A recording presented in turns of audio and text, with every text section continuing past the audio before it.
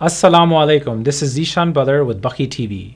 On tonight's episode with Get to Know Your Scholar, I have in the studios Syed Bilal Rizvi. He has been lecturing in America and around the world for the last 8 years on a wide variety of topics. He began his religious training in America and continues to study underneath the guidance of his teachers in Najaf. His interests include Arabic philosophy, history, theology, and also an interest in Islamic mysticism as well. Please welcome Syed Bilal Rizvi to the studios. Welcome, Syed. Wa alaikum assalam wa rahmatullah. Welcome back to Chicago. It's been 2 years. I know. You know, one of those years was spent in a pandemic, and It's a complete blur. It is. Time flew by, but inshallah, I hope that this becomes more regular. Sure, inshallah. So, how has the COVID pandemic affected your speaking engagements, pretty much your routine, your schedule for the year? Of course, there's no more traveling at the moment except to limited places. I was fortunate enough that during the first Ashara, I was at Masjid al-Hay in Orlando, and they were able to accommodate an outdoor setup, and in Ramadan as well. But aside from that, for the most part, it's been online, and Zoom is quite a difficult venture at times, as opposed to having an audience in person, which is a much more natural setup. For sure.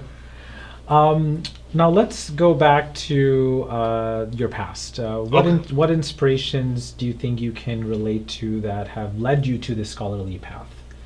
I mean, first and foremost, it really begins with one's upbringings. I was fortunate enough to come from a family that emphasized the love of Ahlul Bayt alayhi salam, the fundamentals of religion. I was encouraged a lot by my parents, my father, other family members, and I think that, of course, is the basis in one's life to going down such a path. But then on top of that, I was very curious about a lot of things, and this curiosity naturally stemmed from questions that I had.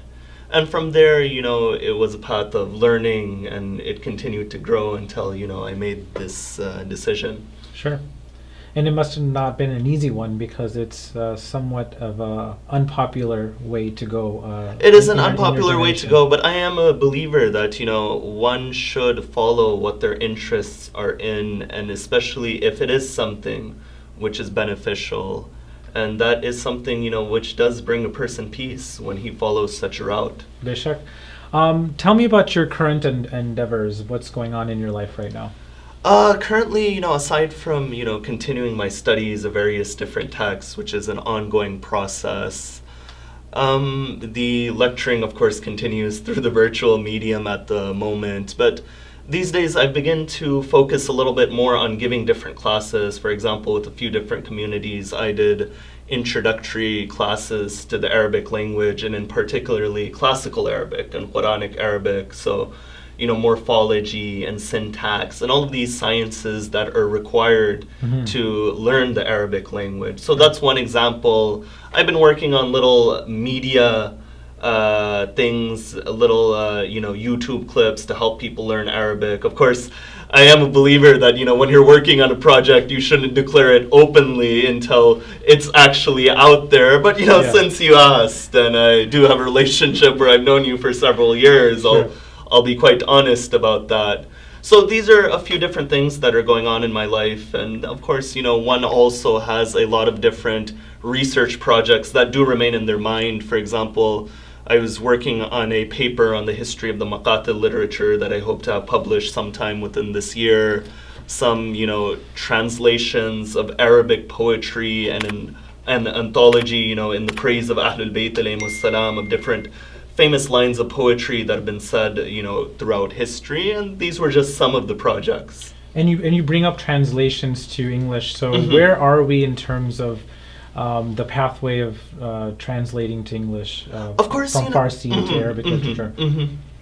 I mean, this effort is being made. There's more and more works being translated. But of course, to really translate a work, you have to be a scholar of that field. Because a translation is really, in many ways, a tafsir and a commentary, or if we're speaking in the language of the Quran, but if it's a different book, Sure. a translation is really the commentary of the translator on that particular book. So, with that said, there are scholars who are giving their time to translate various works on different subjects, such as ulum al-Quran, the disciplines of the Quran and Islamic history, both in the traditional seminary circles, those who of course speak the English language and have studied the traditional sciences, as well as several works from those who have an academic background and they studied Islamic studies from the academic realm. Okay. And let's talk about future endeavors. Any aspirations? Or, Of course, one waits that, inshallah, traveling opens up. The return to Najaf is always there, Inshallah. as this pandemic has been quite difficult. But amongst my endeavors is I do hope to, pursue my doctorate in the near future in Islamic studies. I do believe that there is a great amount of benefit that can be derived from one engaging in that studies, particularly if they have a backing and a basis within our traditional studies and our traditional theology. And there's a lot of benefit that one can gain both from the aspect of their own personal development as well as the benefits our communities can, acquire as well. Syed, this is a question that I ask a lot of English scholars is, what do you feel is important to be addressed from the minbar, especially for our youth? Yes, this is a question, as you said, that's very commonly asked. When it comes to the minbar of Rasulullah sallallahu alayhi wa alihi wa sallam and Ahlul Bayt alayhim as-salam, first and foremost, if we look historically, the minbar has been a place where the fadail and the masaib, the musibah of Ahlul Bayt alayhim as-salam, has been recited. So of course that role, alhamdulillah, is being carried out by several individuals and will continue to be carried out. But outside of that, I believe that there needs to be a presentation of the teachings of Ahlul Bayt alayhim as-salam in a method which reaches the audience of today. Because each time period has unique challenges. For example, Very true. many of the issues that are being faced, particularly in the Western world, are issues of aqaid and belief. There are people struggling with the question of the existence of God, for example. Right. There are people who are struggling at a spiritual level and are dealing with different anxieties, dealing with the question of how can one handle tragedy and hardship within this world. And these topics really need to be addressed. Because when you look at a lot of people, they are stuck really in between two worlds. That they, on one side, don't seem to be getting this answer from the source of our teachings, even though the source of our teachings has the answer for many of these different subjects. So they need to be presented in a way that reaches towards them. But on the other side, they don't find themselves being able to find this material and connect with this material.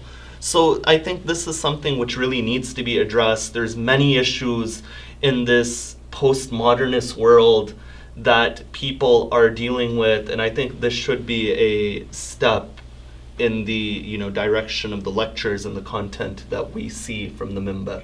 Inshallah. Any pieces of advice for the youth growing up in the West in terms of creating that balance between deen or dunya and increasing their knowledge? Number one, be comfortable with your identity. And this is a very important point. Because when you see a person, especially at a very young age, at that age, it's natural for one to want to fit in. Whether it's at school, whether it's trying to find a friend circle. And oftentimes in this process of trying to fit in, one feels almost uncomfortable with their own identity. Many can relate that when you're younger, if you're being asked to pray in a public place, or for example, you see your parents praying in a public place, Right. You'll keep your head down, you don't want anyone to look at you. It's almost embarrassing. Sure. Yeah. But one needs to be proud of their identity. There is a lot that one can gain from holding on to their identity.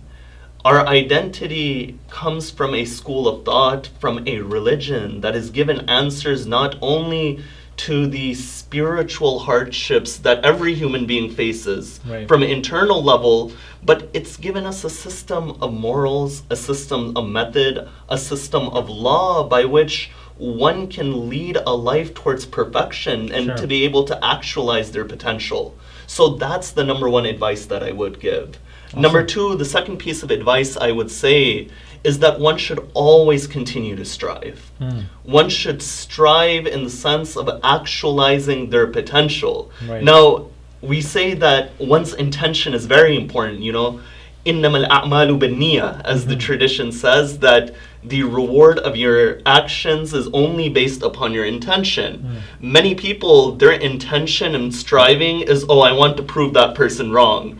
Or, you know, I want to show somebody that I made it, quote unquote. But the real reason one should strive is that the human being really is that creation of God that has been created to attain perfection. MashaAllah, yeah. And that only happens through struggle. That only happens to hardship. Now, what should one strive within? Of course, perfecting oneself spiritually is always there. But everyone has their own specific pathway. For some, it may be the path of academic studies. For others, it may be providing a service to the community. Sure. Whatever your path is, one should seek to reach the top. You know, don't settle for second place, as it course. says. And I think that Yeah. just having that mindset itself is very powerful. If you look at the most successful people in the world, even by the worldly standard, I'm not speaking, you know, from the spiritual standard, these individuals are people who've strived in their field. Whether they're an athlete who trains from 8 a.m. in the morning to 5 p.m. at night, whether it's a CEO of a company that's been extremely successful, and that mindset itself pushes one forward. So these two, I would say. The third advice I would give, particularly because the question is about the youth, as you said, is be careful who you surround yourself with. You know, Very important. one's primary influences, particularly at a younger age, are their friends, are the people they're constantly interacting with. Amir al-Mu'mineen alayhi salam says to Imam al-Hassan, the heart of a youth is like an uncultivated piece of land. Whatever you throw upon it, it accepts it. So this is something one really needs to ask themselves, that are the people I'm surrounding myself by people who are positive? Are they people leading to my growth? Are they people leading me to improve within my deen? Or are they people who are impediments to what really is the goal of life and to what my personal goals are? So these are short, you know, 3 pieces of advice. Otherwise, thank you know, you so much. there's much to say on course, yeah. each of these questions that you No. had asked. No, inshallah, we'll go in depth at a future date about that. It would be my pleasure. So let's change it around. All right. Let's do something called a rapid fire. Okay, let's see. So I'll give you a word, and Mhm. basically you just have to give me one word, the first word that comes up to Okay, mind. first word that comes to mind. First word. Don't overthink it. All right. All right. So let's start off with Najaf. Najaf, home. You know, being in the courtyard of Amir al-Mu'mineen alayhi salam, there's a Yeah. type of sukoon that anyone who's gone to Najaf can relate to. Of course. Hawza. Hawza, I would say the word dedication. You know, one should constantly be striving, and that's really the word that comes to my mind. Mimbar. Mimbar, the love of Ahl al-Bayt alayhim as-salam. Ashura. Ashura, really revival. Karbala. Karbala, sacrifice. Knowledge. Knowledge, action. and that's, you know, it's, that's something I believe should really be instilled, the Right. first thing that comes to a person's mind. Yeah. Because according to the traditions of Ahlul Bayt alayhim as-salam, Yeah. true knowledge is that knowledge which you act upon. Sure. And that knowledge which you know but you don't act upon is actually a veil and an impediment.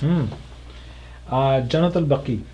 Jannatul Baqee, the word that really comes to my mind when one says Jannatul Baqee, of course, you know, personally, it's rather the name of Fatima al-Zahra salamullahi alayha that comes to the front of my mind when it comes to Jannatul Baqee.